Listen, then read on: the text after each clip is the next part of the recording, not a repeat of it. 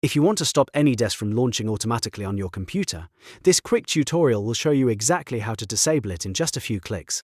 This is useful if you no longer use AnyDesk, want to reduce startup apps, or just want your PC to boot a little faster.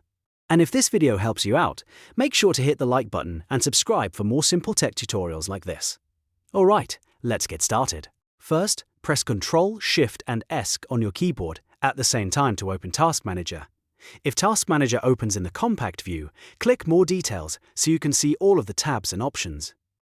Now look across the top and go to the Startup tab, or on some versions of Windows, the Startup Apps tab. This section shows the programs that are allowed to run automatically when your computer starts. Next, find AnyDesk in the list. You can usually identify it by the name AnyDesk or by its icon. Once you've located it, right-click on AnyDesk and choose Disable.